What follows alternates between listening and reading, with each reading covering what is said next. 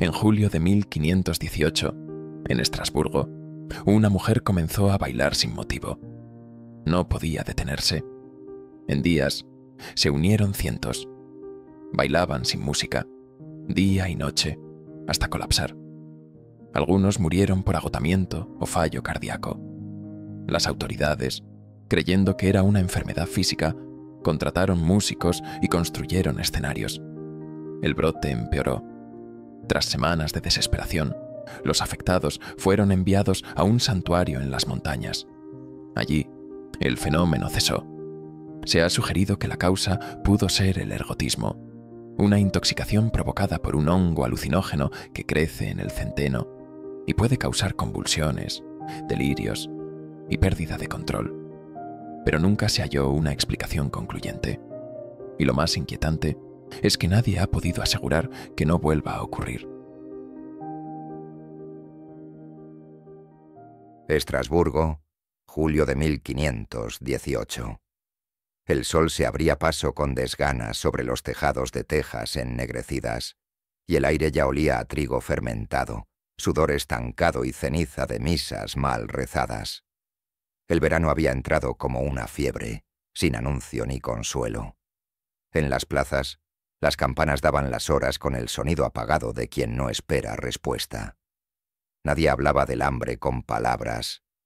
La penuria se mascaba en los labios agrietados, en los huesos visibles bajo las sotanas, en los cálices vacíos y en las súplicas que subían espesas como el humo de los cirios. Algunos decían que la tierra había sido maldecida. Otros, que el castigo divino apenas comenzaba. Fue en ese clima de cuerpos exhaustos y almas quebradas que apareció ella. No llegó montada en bestia, ni envuelta en llamas. No proclamó visión alguna. No pidió ayuda. Solo bailó. Una mujer de carnes secas, cabello atado sin intención, ropas humildes ya gastadas por el uso. Se llamaba Frau Trofea. No era noble ni bruja ni santa, pero sus pies comenzaron a moverse, y con ellos se torció la línea recta de la razón. Nadie sabe quién la vio primero. Algunos dicen que apareció al amanecer frente a la fuente de San Arbogast, girando en círculos torpes, como si buscara sacudirse algo invisible que le hubiese trepado por dentro. Otros juran haberla encontrado en una esquina, danzando en silencio, los ojos vacíos y los tobillos ensangrentados. Pero todos coincidían en lo mismo. No podía detenerse. Las primeras horas fueron de simple curiosidad. Los niños la miraban desde detrás de los puestos de cebollas secas, riendo. Las mujeres apretaban el rosario con fuerza. Un carnicero viejo hizo la señal de la cruz y escupió al suelo.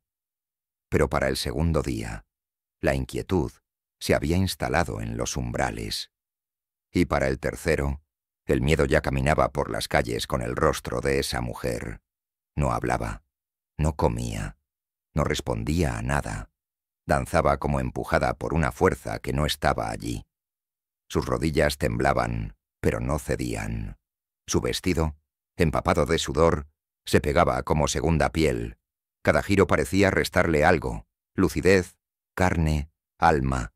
Algunos la llamaron endemoniada, otros bendecida, pero nadie se atrevió a tocarla. En la plaza, el polvo se alzaba con cada pisada, y por momentos parecía que el mismo suelo le temiera. Las piedras, inmutables por siglos, crujían bajo sus pasos, no como testigos, sino como víctimas. El movimiento no tenía música, pero era rítmico, como el goteo de sangre desde un altar olvidado, como el golpeteo de un tambor sordo enterrado bajo la ciudad.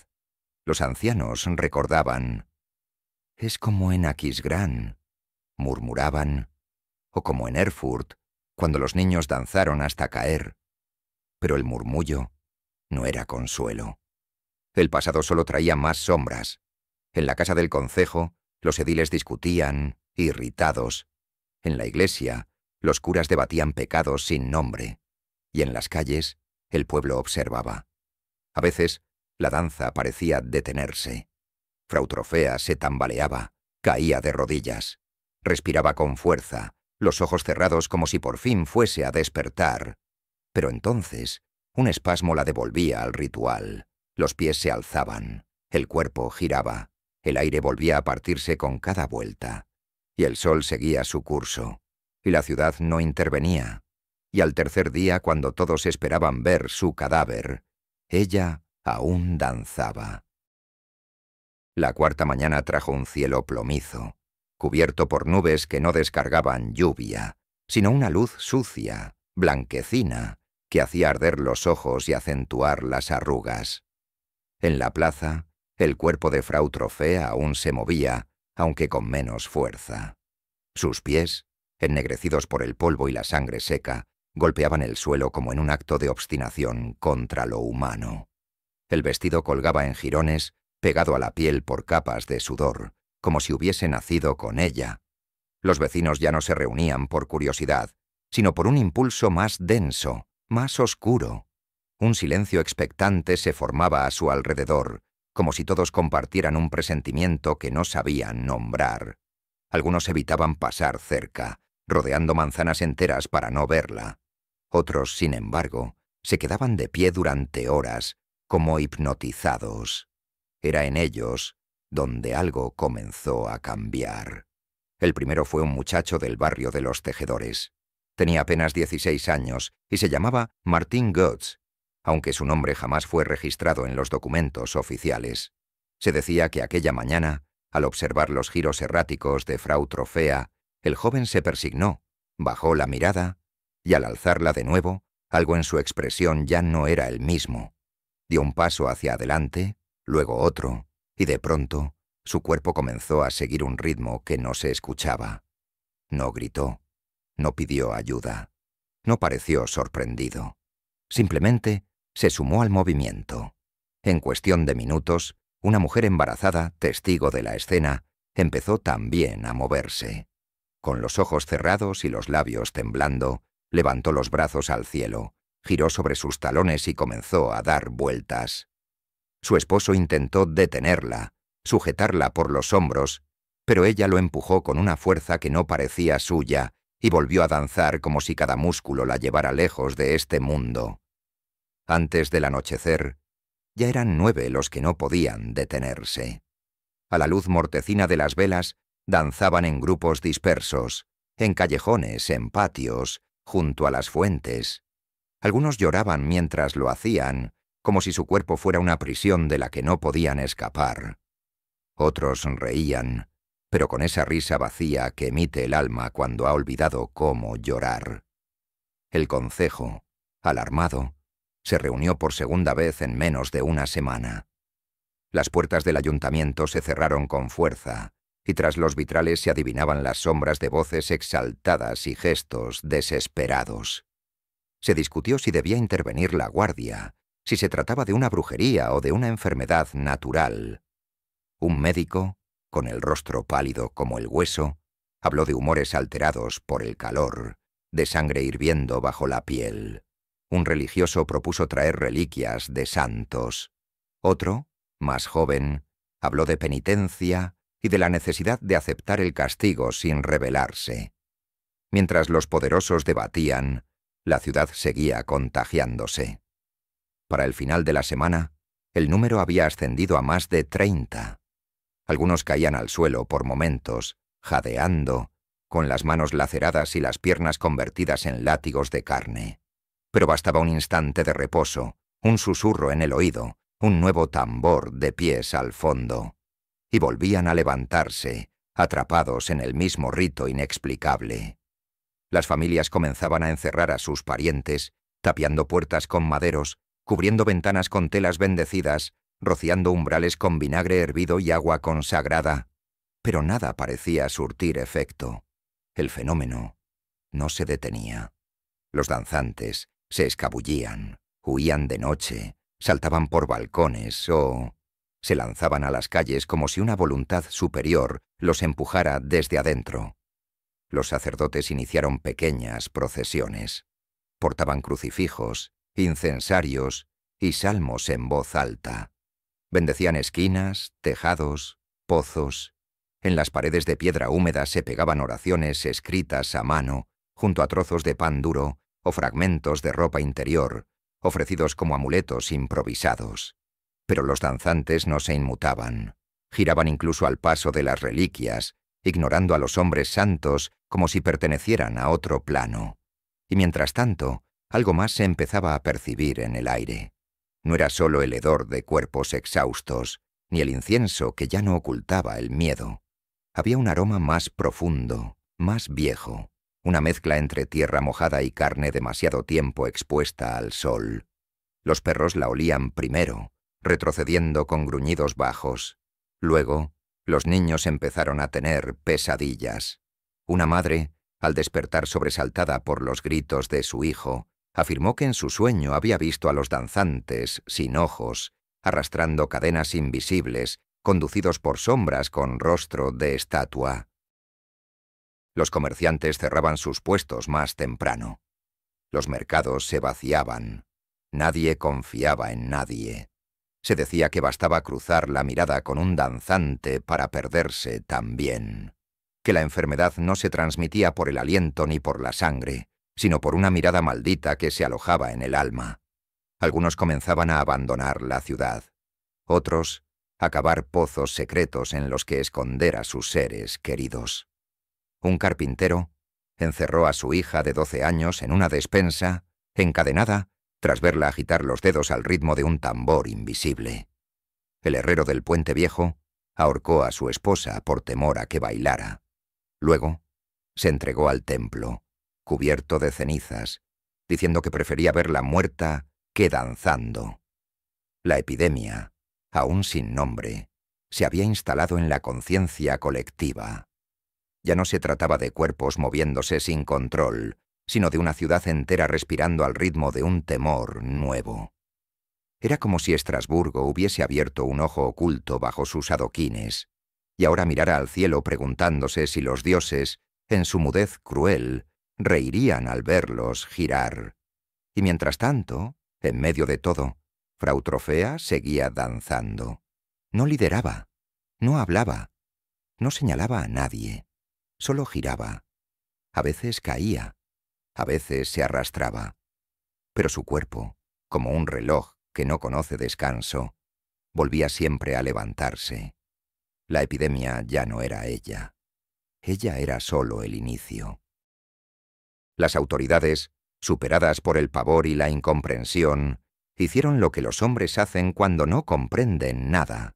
Buscaron un remedio que no curara, pero que al menos les devolviera la ilusión de control. Los médicos de Estrasburgo, hombres de túnica gruesa, manos temblorosas y ojos erosionados por siglos de superstición y textos latinos, hablaron en voz firme. Se trata de un desequilibrio de los humores, calor excesivo de la sangre, una combustión interna del espíritu que debe liberarse por el cuerpo. Así, concluyeron que detener a los danzantes sería peor, que lo adecuado era permitirles continuar hasta que el exceso se vaciara por el sudor, la extenuación o la muerte. El concejo municipal, agotado, asintió. El obispo calló. Fue entonces cuando ordenaron lo inconcebible: contratar músicos. Los primeros llegaron sin comprender. Venían del pueblo de Saverne, convocados por un emisario que no supo, o no quiso, explicar el motivo. Cuando entraron por la puerta de Espache, vieron a los primeros cuerpos moviéndose como títeres sin manos. Algunos reían con espuma en la boca, otros gemían. Uno, descalzo, giraba con el cuello inclinado como si escuchara una melodía que descendía directamente desde el cielo. Los músicos intercambiaron miradas. El maestro del grupo, un hombre de barba desprolija y rostro marchito por la sífilis, alzó el violín y tocó las primeras notas. Al instante, algunos danzantes cambiaron el ritmo, adaptándose a los compases con una precisión monstruosa. Otros se agitaron más violentamente, como si la música fuese un látigo invisible que les azotara desde dentro. El concejo, viendo el efecto, redobló el esfuerzo. En menos de 2 días se erigieron plataformas de madera en las principales plazas, cubiertas de telas y adornadas con estandartes. Se tocaron flautas, tambores, laúdes y gaitas. Los músicos fueron autorizados a tocar durante el día y la noche, sin interrupción, como si la música pudiera convertirse en una forma de exorcismo rítmico. La ciudad comenzó a parecerse a una feria macabra. A cada esquina, una orquesta. A cada plaza, una decena de cuerpos agitándose con violencia. Se habilitaron espacios cubiertos con lonas para que los danzantes no se interrumpieran con la lluvia. Se repartieron alimentos a sus familiares, que los observaban con ojos apagados, sin saber si llorar o aplaudir. Los sonidos eran disonantes, caóticos. A veces, varios grupos tocaban al mismo tiempo, y las melodías se entrelazaban en un eco de pesadilla. No había armonía, solo una cacofonía que parecía imitar la desesperación misma. Los músicos, al principio serenos, comenzaron a mostrar signos de inquietud. Uno de ellos se negó a tocar al tercer día. Dijo que una mujer lo había mirado fijamente mientras danzaba y que en sus ojos había visto una iglesia ardiendo. Otro huyó en la madrugada, dejando su flauta entre las brasas de una cocina comunal. Pero la ciudad no podía detenerse. Los instrumentos continuaban sonando. Los pies seguían marcando el ritmo. Las calles se llenaron de un murmullo constante, como si el aire se hubiera vuelto piel y respirara al compás de la música. Y en medio de esa coreografía maldita, los cuerpos comenzaban a ceder. Algunos caían y no se levantaban. Uno fue encontrado a las puertas del templo de San Tomás, con el rostro enterrado en el barro y las manos crispadas, como si aún intentara bailar bajo tierra. Otro fue hallado rígido sobre una mesa, con las piernas en tensión y los labios partidos de tanto repetir una palabra que nadie logró comprender. Las muertes se multiplicaban, pero ya no causaban horror, solo agotamiento. Era como si el pueblo, enloquecido de agotamiento espiritual, hubiese aceptado que el precio de la paz era permitir la danza hasta su última consecuencia. Un cronista de nombre Lucas Keller escribió en su cuaderno: «He visto la música transformarse en cuchilla, no en el sonido, sino en lo que provoca. No hay consuelo en las notas, solo obediencia. Un músico ejecuta y los condenados responden». Su letra, pulcra al principio, se torna irregular tras el segundo párrafo. Al margen escribió: «Hoy una niña bailó hasta que sus dientes se partieron contra el empedrado». No eran solo los danzantes los que sufrían. Los músicos también envejecían frente al fenómeno. Tocaban con miedo. Tocaban sin dormir. Uno de ellos se arrancó las uñas del índice, jurando que así cesaría el poder de su instrumento. Pero al volver al escenario, incluso con los dedos vendados, sus notas seguían saliendo, como si ya no necesitara querer. Y así fue como Estrasburgo se convirtió en un teatro de lo imposible, una ciudad donde los pies no podían detenerse y las melodías servían no para consolar, sino para prolongar la condena. Cada nota era un clavo más en el cuerpo de quienes danzaban, cada tambor un latido artificial para corazones ya desgastados, y entre los danzantes, Frau Trofea aún giraba. No era la más rápida, ni la más frenética, ni la más visible, pero bastaba un instante de atención para notar que ninguna música parecía afectarla. Su ritmo era otro, más lento, más profundo, como si bailara con el eco de una melodía que solo ella recordara, algo antiguo, anterior al tiempo y al pecado. Los músicos no la miraban, evitaban sus ojos. Algunos decían que al verla, las cuerdas de sus instrumentos se desafinaban, que su sola presencia torcía la armonía. Nadie lo confirmaba, nadie se atrevía. Así se extendió la música por Estrasburgo, no como cura, sino como condena, no como arte, sino como herramienta del deterioro. Y aunque los edictos seguían anunciando que todo era parte del tratamiento, el pueblo ya no creía.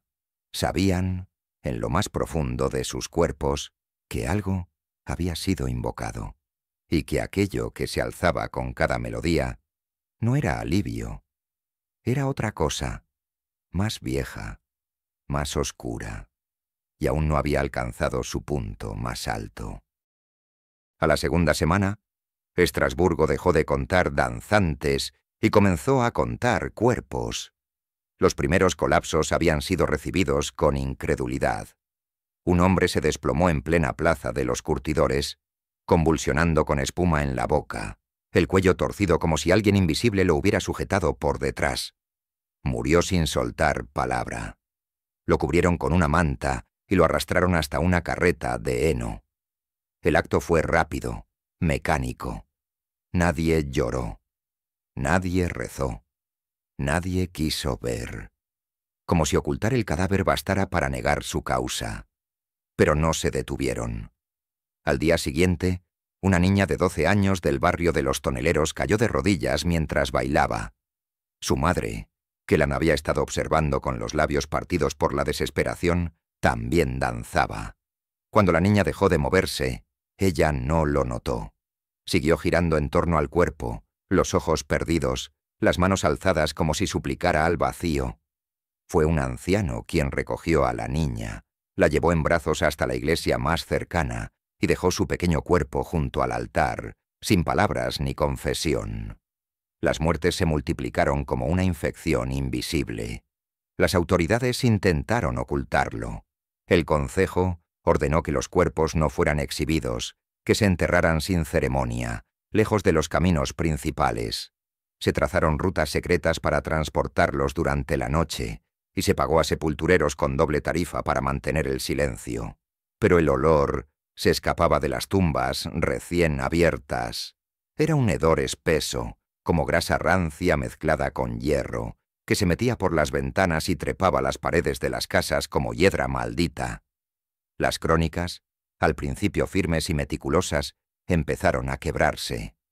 Los escribas temblaban, las letras se desdibujaban, los testimonios se llenaban de lagunas, de oraciones incompletas, de borrones. Algunos dejaban frases a medio escribir, como si la mano se hubiese detenido de pronto, vencida por el espanto.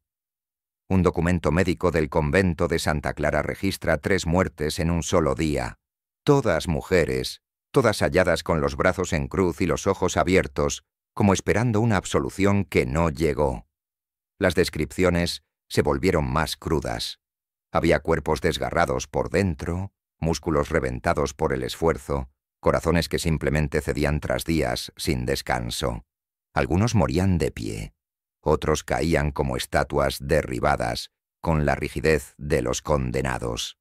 Una joven bailó hasta que los huesos de sus pies se quebraron bajo la piel. Siguió danzando sobre fragmentos hasta desmayarse. Fue recogida sin vida al amanecer. Los médicos dejaron de hablar de humores, empezaron a hablar de límites, de fatiga orgánica, de daño irreparable. Pero ya nadie escuchaba. El pueblo se había dividido en 2, los que temían contagiarse y vivían encerrados, y los que comenzaban a ver en la danza un castigo justo, una prueba impuesta por fuerzas invisibles para purgar la carne y el alma. La línea entre penitencia y enfermedad se desdibujaba. Una mujer en la calle de los Artesanos se ofreció voluntariamente al movimiento. Dijo que su marido había muerto en pecado, y que si ella danzaba hasta la muerte, tal vez su alma sería liberada. A los 3 días, se desplomó entre cánticos de vecinos que ya no oraban, sino que entonaban melodías apagadas, más cercanas a rezos paganos que a cualquier rito cristiano. No hubo sacerdote que la reclamara. En las casas, los muebles eran empujados contra las puertas. En los conventos, las monjas ayunaban en silencio, con la esperanza de que el hambre las volviera invisibles al fenómeno. En los templos, los altares se cubrían de velas negras. Algunas estatuas de santos fueron tapiadas, como si el pueblo temiera que los ojos de piedra pudieran despertar y unirse también a la danza. En una de las crónicas menos conocidas, escrita en letra minúscula y oculta entre papeles eclesiásticos, se lee: «Los cuerpos no descansan ni después de morir.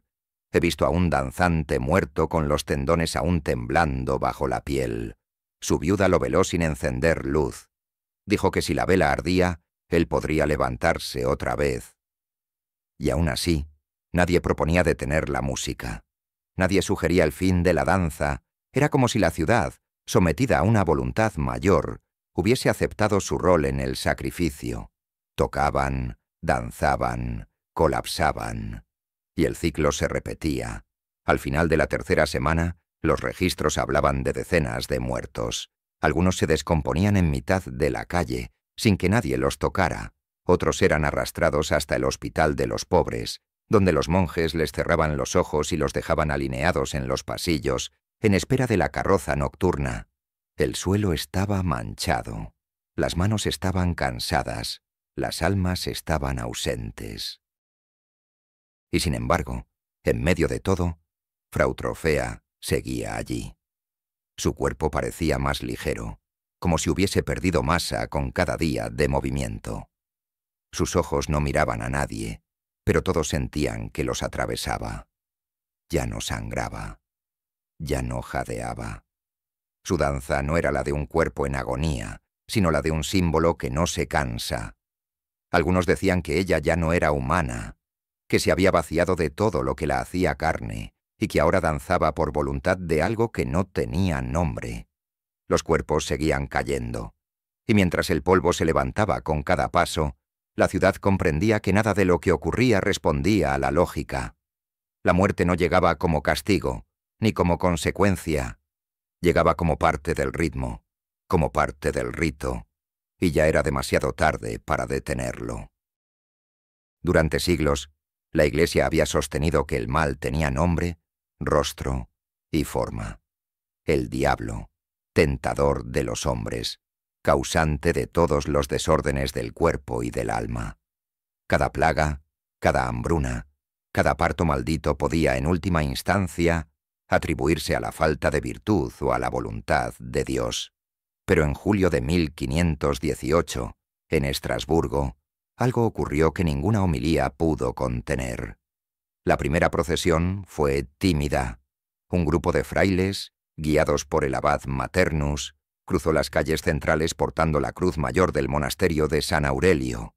Avanzaban en silencio, entonando letanías antiguas, arrojando agua bendita a cada esquina, marcando con tiza blanca los portales de los contagiados.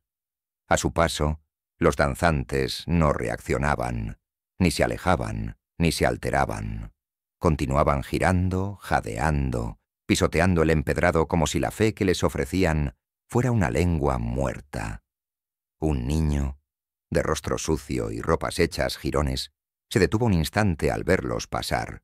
Parecía confuso, como si el sonido del cántico le resultara familiar. Alzó una mano, murmuró algo y cayó al suelo entre espasmos. Murió antes de que el último salmo concluyera.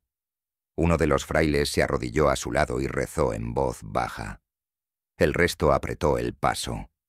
En los días siguientes, se multiplicaron los intentos. Se organizaron misas al aire libre, se bendijeron pozos, se llevaron reliquias a los epicentros de la danza, se encendieron cirios hasta agotar las reservas de cera.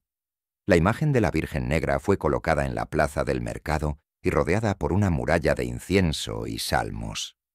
A su sombra, una mujer danzó hasta que sus piernas se rompieron hacia adentro, como ramas secas cediendo bajo el peso del invierno.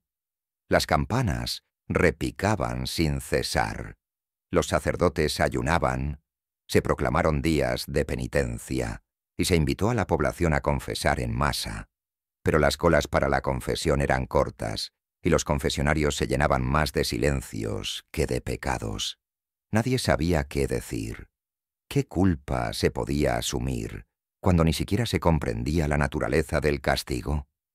En un intento desesperado, el clero organizó un gran exorcismo colectivo en la catedral de Estrasburgo.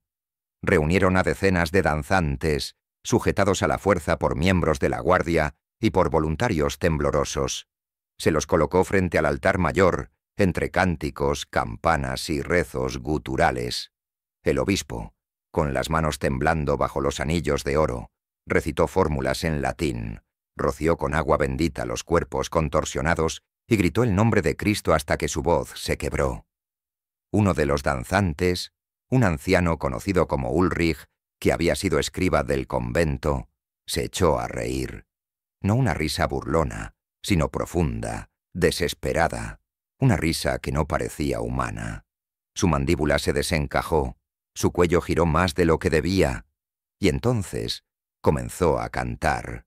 No una canción articulada, sino una melodía disonante, antigua, que no se parecía a ningún himno cristiano. Algunos dijeron que era una lengua prohibida, otros que era el eco de una misa maldita. El exorcismo fue suspendido. Ulrich murió al día siguiente, con los ojos abiertos y una mueca en el rostro que ningún monje quiso tocar. Ante la derrota ritual, surgieron nuevas interpretaciones.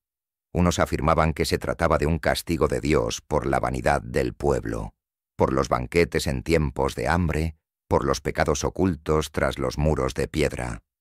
Otros decían que era obra del maligno, que la ciudad entera había sido marcada como campo de pruebas para una nueva forma de tentación, una que no ofrecía placer, sino puro agotamiento. Los sermones del domingo se volvieron más oscuros. Había fuego en las palabras, miedo en los ojos. En uno de ellos, el padre Johannes afirmó que los danzantes eran espíritus caminando sobre su propia tumba, arrastrados por la voluntad de un demonio sin nombre, al que ni el infierno se atreve a mirar. Fue retirado de la iglesia 3 días después, hallado balbuceando entre libros de oraciones cubiertos de sangre. El nombre de San Vito comenzó a resonar entre los muros. Patrón contra la epilepsia y las convulsiones, su culto había sobrevivido en los márgenes del rito oficial, especialmente en zonas rurales. Algunos clérigos, desesperados, propusieron retomar sus rezos, organizar peregrinaciones, llevar a los danzantes a sus santuarios, pero otros, los más ortodoxos, se resistían, viendo en ello una superstición que ponía en peligro la pureza de la fe. Las divisiones internas del clero se intensificaron. Discusiones violentas estallaron en los conventos. Algunos sacerdotes abandonaron la ciudad. Otros comenzaron a rezar en secreto, sin liturgia, sin textos, solo con el murmullo que nace de quien ya no espera ser escuchado. Mientras tanto, el pueblo buscaba consuelo en donde pudiera, en íconos rotos, en frases mal copiadas de los evangelios, en trozos de pan duro que guardaban bajo la almohada. Un hombre fue visto orando ante una piedra cualquiera, convencido de que en su forma había visto el rostro del Espíritu Santo. Una mujer clavó un crucifijo en la tierra y bailó alrededor de él, convencida de que así invocaría la misericordia.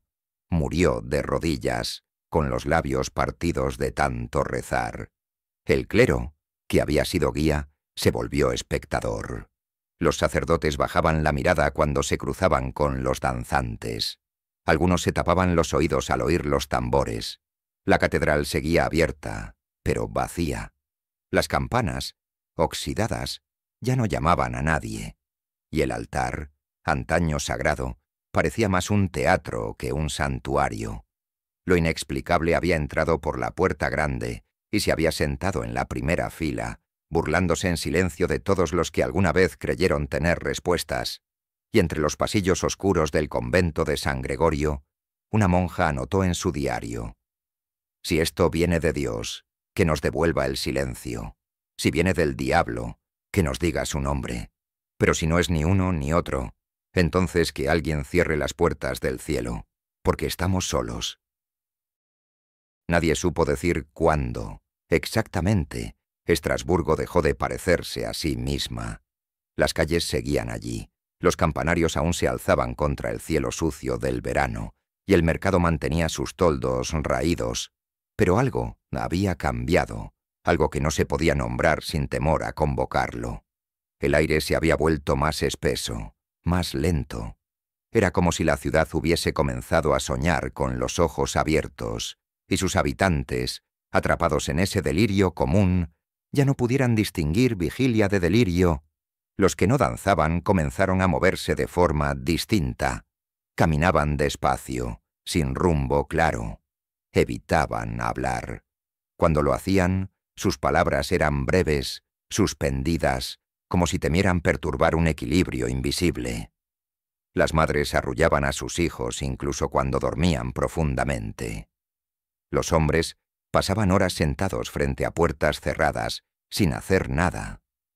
No por espera o fatiga, sino por una especie de obediencia sin causa. Los comercios se cerraron uno a uno. Los panaderos dejaron de amasar.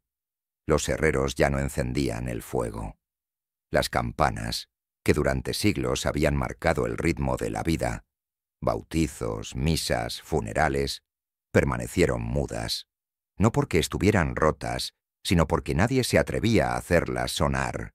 Se decía que cualquier sonido nuevo podía ser confundido con música, y nadie quería dar ese primer paso hacia el abismo. Incluso los animales parecían contagiados. Los perros no ladraban. Los gatos caminaban pegados a las paredes con el lomo encorvado. Las aves habían desaparecido. Las ratas, sin embargo, prosperaban. Se les veía correr entre los pies de los danzantes, husmear en los cuerpos caídos, trepar por las paredes húmedas como si reconocieran en este nuevo orden un reino sin reglas. Un escribano anotó en su bitácora: no hay orden, ni caos. Hay un intermedio, como si el alma del mundo se hubiese despegado por un instante, dejando el cuerpo andar solo. En los pasillos del hospital, los enfermeros susurraban oraciones con palabras cambiadas. Los monjes del convento de San Emmeram pasaron 3 días sin hablar, mirándose entre ellos como si no recordaran los nombres propios. En la calle de los curtidores, alguien escribió con carbón sobre una puerta cerrada: Dios ha apartado el rostro, no por castigo, por miedo. Al caer la tarde, la ciudad parecía cubierta por una membrana invisible. La luz entraba de manera extraña, las sombras se alargaban antes de tiempo, los sonidos llegaban con un segundo de retraso. Era como si todo se hubiese desplazado medio paso fuera de la realidad, y aún así, la vida, o su reflejo, continuaba. Los pocos comerciantes que abrían sus tiendas lo hacían en silencio, vendían sin hablar, sin mirar a los ojos. Recibían monedas, pero no las contaban. La sal se agotó. También el vinagre, el ajo y el pan bendito. Todo lo que pudiese proteger, real o imaginado, se convirtió en bien escaso. En una esquina del barrio de los canteros, una anciana vendía clavos oxidados envueltos en tela negra. Decía que si uno los llevaba en el zapato, impedirían la danza. Murió al día siguiente, de pie, con un clavo en cada bolsillo. Incluso los niños dejaron de jugar. Los más pequeños apenas hablaban. Se quedaban mirando a los danzantes desde las rendijas de las ventanas, los ojos fijos como si esperaran su turno. Uno de ellos fue encontrado dibujando figuras geométricas en el polvo del suelo, repitiendo con la voz más baja: hay una música en la piedra, pero no todos la oyen. En un intento por restaurar algún tipo de normalidad, se prohibió tocar instrumentos en público. Se destruyeron varios tambores, se confiscaron laúdes, se quemaron partituras, pero ya no era necesario sonido alguno. Para muchos, la música venía desde adentro, un murmullo constante, bajo, como el ruido que hace el mar dentro de una concha. Nadie podía apagarlo. Un sacerdote joven, el último en ser ordenado antes del brote, escribió en su diario: los cuerpos caen, pero lo que no entiendo es que los otros también cambian. Los que no bailan también han dejado de ser ellos mismos. Se mueven como si temieran despertar algo, como si supieran que están caminando dentro del sueño de alguien más. Frau Trofea, epicentro olvidado del fenómeno, seguía danzando. A veces sola, a veces entre los suyos. Nadie la miraba directamente ya. Su presencia se había vuelto incómoda, sagrada. No era admirada ni temida. Era simplemente inevitable. Algunos aseguraban que ya no tocaba el suelo, que sus pies se movían milímetros por encima, sin dejar huella. Otros decían que cuando pasaba cerca las velas se apagaban. Un cronista dejó constancia de lo que llamó el segundo contagio. no el del movimiento, sino el del pensamiento. La danza, decía él, ya no estaba en los pies. Estaba en las miradas ausentes, en el temblor de las manos, en la forma en que la ciudad entera había olvidado lo que era la espera, el deseo, la voluntad. Era como si todos compartieran un mismo cuerpo, y ese cuerpo no supiera más que girar.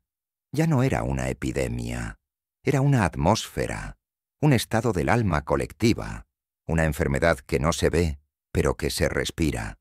Y en ese nuevo mundo de piedra agrietada y silencios cada vez más densos, Estrasburgo seguía de pie, no viva, no muerta, sino atrapada en una especie de trance compartido, donde el tiempo, la lógica y el sentido habían sido suspendidos, como si el juicio final no hubiera llegado en forma de fuego, sino de ritmo. Al principio era solo un zumbido, un temblor imperceptible bajo la piel, como la memoria de un tambor que nunca sonó. Luego vino el eco.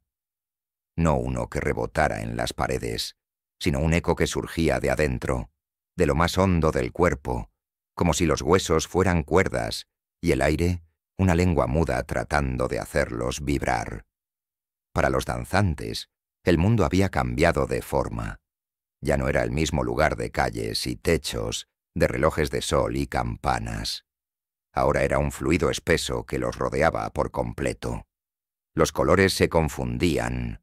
El cielo podía parecer rojo al mediodía y plomo al anochecer. Los rostros se diluían como pintura en agua. Los sonidos se volvían múltiples, intermitentes, cargados de una intención que no podía nombrarse. Un hombre dijo haber escuchado su propio corazón marcando un ritmo que no era suyo. Otro aseguraba que la respiración de los otros danzantes se unía a la suya, creando una especie de coral sin voz. Algunos afirmaban que no bailaban por voluntad, ni por fiebre, ni por miedo. Bailaban porque algo dentro de ellos se lo ordenaba, algo que no podían ver, pero que se manifestaba como un llamado ancestral, anterior al lenguaje. Frau Trofea danzaba como si cada paso le fuera dictado desde otro plano. Los pies no se deslizaban, obedecían. Su rostro no mostraba dolor ni trance, sino una calma perturbadora, como si supiera exactamente hacia dónde se dirigía su cuerpo, aunque el destino fuera la nada. En los escasos momentos en que se detenía, si acaso podía llamarse detención a ese temblor suspendido, alzaba la mirada hacia un punto en el cielo que nadie más parecía notar. Y entonces reanudaba el movimiento, como si le hubiesen dado la orden de seguir. Un joven de nombre Erwin, que había comenzado a bailar apenas 2 días antes, fue capaz de escribir una nota antes de que su mano se volviera inútil para otra cosa que no fuera marcar el compás. El papel decía: «Dentro de mí hay un pasillo. Al fondo, alguien toca una cuerda. Cada vez que la cuerda vibra, mi cuerpo responde. Ya no distingo si estoy despierto o si he sido soñado por otro». En los danzantes no había alegría, tampoco histeria. Había un tipo nuevo de entrega, una obediencia absoluta que no surgía del miedo ni de la devoción. Era más primitiva, más antigua que la religión, más fuerte que la voluntad. No era frenesí, era rendición. A veces, mientras bailaban, creían ver cosas que no estaban allí. Ángeles negros, de alas cerradas, caminando entre ellos. Figuras humanas con rostros velados, observándolos desde los tejados.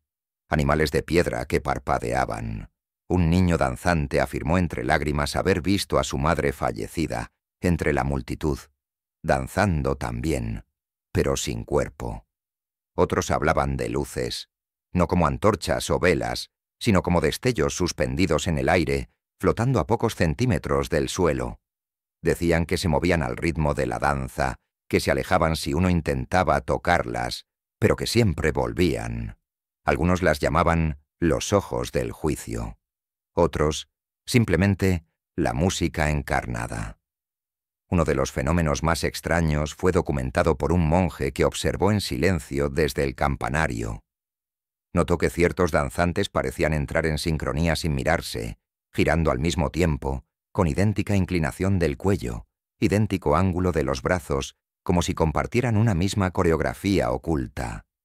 No lo hacían siempre, pero cuando ocurría, el aire se volvía inmóvil.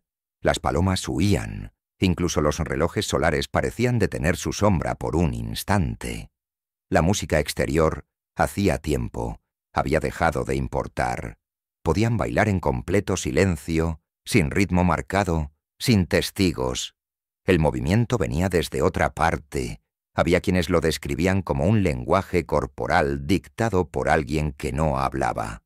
Había quienes lo sentían como una corriente subterránea, como si el suelo de Estrasburgo mismo estuviese murmurando órdenes y ellos fueran las cuerdas que vibraban en respuesta. Uno de los danzantes más antiguos, un campesino llamado Lorenz, llevaba bailando desde la segunda semana. Su cuerpo estaba devastado, las articulaciones hinchadas, las costillas visibles, la mirada casi extinguida. Sin embargo, seguía. Un día cayó de rodillas frente a Frau Trofea. La miró durante largos minutos y luego murmuró: «Tú también lo oyes, ¿verdad? Esa nota que no cesa». Ella no respondió. Giró sobre sí misma una vez, 2, 3, y luego, sin mirar a nadie, siguió su camino. La ciudad ya no se preguntaba por qué. Había dejado atrás la fase de la razón. El fenómeno era ya un componente más del paisaje. Como las campanas que ya no sonaban, como el polvo suspendido en el aire, como las miradas vacías que cruzaban las calles. Para los danzantes, la realidad era otra. No veían una ciudad. Veían un templo sin nombre, un círculo perpetuo, una ceremonia que no había sido interrumpida ni un solo día desde que la primera piedra fue colocada sobre el barro. Y en ese templo invisible, el sonido nunca se detenía. No se podía callar, no se podía olvidar, no se podía huir. La orden no fue proclamada en voz alta ni leída en la plaza. Circuló en susurros, entre escribas, soldados y clérigos exhaustos. Los danzantes debían partir. La ciudad no podía contenerlos más. Su presencia, su temblor, su ritmo interminable, se había vuelto insoportable. Ya no eran vistos como enfermos ni poseídos, sino como portadores de algo que no debía quedarse. No había castigo público ni juicio formal. Era un acto de exilio envuelto en caridad. Llevarlos al santuario de San Vito, enclavado en la espesura de las montañas, donde tal vez el aire frío, el silencio y la oración pudieran quebrar el ciclo. Los preparativos fueron silenciosos y urgentes. Carromatos reforzados, cuerdas de lino trenzado, túnicas para cubrir los cuerpos y mantener la dignidad de quienes ya no podían sostenerse por sí mismos. Algunos danzantes fueron llevados en brazos, inconscientes. Otros marchaban solos, sin ayuda, pero sin dirección.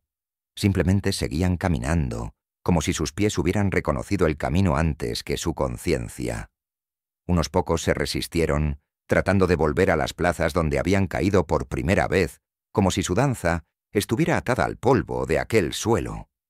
No hubo música en la partida, tampoco oraciones, solo pasos y ruedas chirriando sobre la piedra. La ciudad observó desde las ventanas entrecerradas, con una mezcla de alivio y miedo, como si al verlos marchar una parte del mal se alejara, pero otra quedara dentro, invisible y adherida a los muros. Algunas madres apartaron a sus hijos, otros encendieron velas al borde de los caminos. Nadie salió a despedirlos. No eran mártires, ni criminales, ni peregrinos. Eran otra cosa. El trayecto duró 2 días. Atravesaron campos secos, aldeas que cerraron sus puertas a su paso, bosques donde ni los pájaros se atrevieron a cantar. Durante el viaje, algunos danzantes murieron, caían de lado exhaustos y no volvían a levantarse. Sus cuerpos eran cubiertos con ramas o enterrados en la tierra blanda junto a los arroyos. Nadie decía sus nombres, nadie preguntaba cuántos quedaban. Era como si el acto de llegar fuera más importante que quien lo lograra. Al anochecer del segundo día, divisaron el santuario, un edificio de piedra simple, encajado entre peñascos y musgo. No tenía campanas, no tenía murales, solo un altar de madera y una pequeña imagen de San Vito, cuyas manos extendidas parecían más un gesto de resignación que de bendición. Allí los esperaban monjes de hábito oscuro, rostros grises y barbas sin afeitar. No hicieron preguntas. Recibieron a los danzantes como se recibe a los penitentes, pero sin absolución. Comenzaron entonces los rituales. No exorcismos, no curas, actos de purificación, ayuno, silencio, agua bendita, piedras calientes en los pies, caminatas descalzas alrededor del santuario. Se recitaban los salmos no como plegarias, sino como cadenas rítmicas, intentando reemplazar la música que los consumía por una más antigua y controlada. Algunos danzantes colapsaban al tercer día, otros comenzaban a llorar mientras bailaban, como si el alma se abriera lentamente desde dentro. Había quienes, al fin, se detenían, no por cura, sino por rendición, como si el cuerpo hubiera entendido que ya no podía llevar más el peso de lo inexplicable. Frau Trofea fue la última en llegar. Había caminado todo el trayecto sola, sin ayuda, sin hablar. Nadie supo cuándo cruzó el umbral del santuario. Nadie la vio dormir, ni comer. Al tercer día, los monjes dijeron que había subido la colina detrás del altar y que allí danzaba aún, entre los árboles, bajo un cielo sin luna. No se atrevieron a seguirla. Uno de ellos escribió en su cuaderno: «Es como si esperara algo. No la sanación, no la muerte, solo el final del movimiento». Los días en el santuario se sucedieron como en un sueño del que nadie quería despertar. Algunos danzantes fueron liberados. Otros murieron. Algunos los declararon curados, aunque jamás volvieron a hablar. Se decía que sus ojos ya no sabían mirar otra cosa que no fuese el vacío entre sus propios pasos. La mayoría fue olvidada. En Estrasburgo, sus nombres se borraron de los libros como si jamás hubieran existido, y sin embargo, el eco de sus cuerpos aún resonaba, en la piedra, en los árboles, en el silencio de las noches sin viento, como si el mundo hubiera grabado el ritmo en su propia carne. El éxodo no había salvado a la ciudad, solo la había vaciado de su reflejo más oscuro. Pero el temblor, aunque más leve, aún seguía allí, agazapado, como una nota suspendida, como un susurro que no ha terminado de decirse. La ciudad no celebró el fin. No hubo campanas, ni procesiones, ni edictos oficiales que anunciaran la desaparición de los danzantes. Simplemente, un día, el sonido cesó. Las plazas quedaron vacías. Los músicos se marcharon, los cuerpos que aún giraban fueron alejados, y lo que quedó fue el eco. Durante semanas, nadie habló de ello. Las conversaciones evitaban fechas, nombres, recuerdos. La vida parecía reanudarse por inercia, como si cada acto, abrir una tienda, regar una planta, inclinarse en misa, fuese un ejercicio mecánico de reconstrucción. Pero en cada gesto había una rigidez invisible, una tensión flotante, como si todos supieran que cualquier palabra en falso podría hacer volver aquello que no comprendían.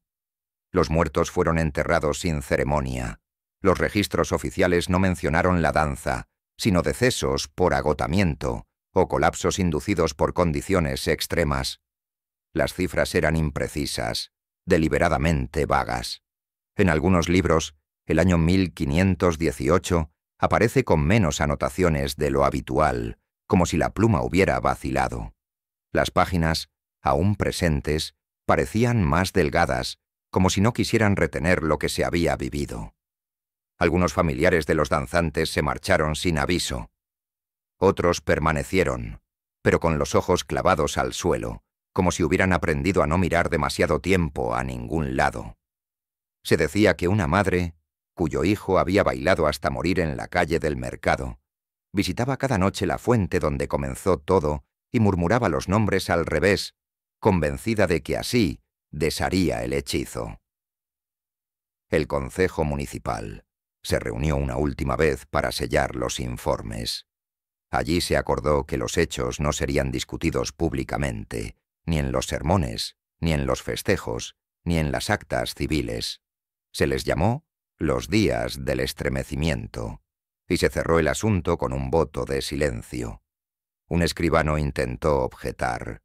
2 semanas después, fue encontrado muerto en su escritorio, con la cabeza inclinada sobre un pergamino en blanco. La Iglesia tampoco ofreció respuestas. Los sermones volvieron a centrarse en los pecados comunes: la gula, la soberbia, la fornicación. San Vito fue retirado de los altares por un tiempo, quizás por temor a invocarlo nuevamente. Los sacerdotes más jóvenes evitaban mencionar la palabra danza. Los más viejos fingían no recordar, y sin embargo, todo parecía cargado de esa memoria silenciada. Las piedras del empedrado conservaban marcas que no eran del uso, sino del desgaste compulsivo de cientos de pies. Las paredes de las casas presentaban manchas donde antes se apoyaban los cuerpos para no caer. En ciertos rincones, el olor no se había ido del todo. Una mezcla de sudor, incienso y algo más profundo, más terroso, que ni el paso del tiempo ni los frascos de vinagre lograban disipar. Frau Trofea nunca fue vista de nuevo. No había registro de su muerte ni de su partida. Algunos decían que había sido absorbida por el bosque. Otros, que su cuerpo había sido enterrado en lo alto de la montaña, donde ni los monjes se atrevían a subir. Había quienes afirmaban que aún danzaba, sola, en algún lugar oculto, y que su movimiento sostenía el equilibrio del mundo. Pero en los documentos oficiales su nombre no aparece. Fue borrado, como si la ciudad hubiese querido extirpar el germen del recuerdo. Una inscripción apareció meses después, grabada en una piedra del cementerio viejo. No llevaba firma ni fecha. Estaba escrita en latín arcaico, y traducida libremente decía: «El que niega el temblor no ha dejado de temblar, solo ha aprendido a fingir la quietud». Nadie la mandó retirar. Y así, Estrasburgo continuó. Con el silencio como costumbre, con la fe reparchada, con la música desterrada de las casas durante generaciones. Las madres enseñaban a sus hijos a no girar sobre un solo pie. Los músicos afinaban sus instrumentos lejos de la ciudad, en bosques sin ecos. Los curas hablaban en voz más baja. El pueblo no olvidó, pero tampoco recordó del todo. Era más fácil así, porque en el fondo todos sabían, aunque no lo dijeran, que no había explicación suficiente. Ni enfermedad, ni demonio, ni castigo divino podía contener lo que allí ocurrió. Y lo que no se puede contener, se calla. El tiempo siguió su curso, como suele hacerlo, sin piedad y sin pausa.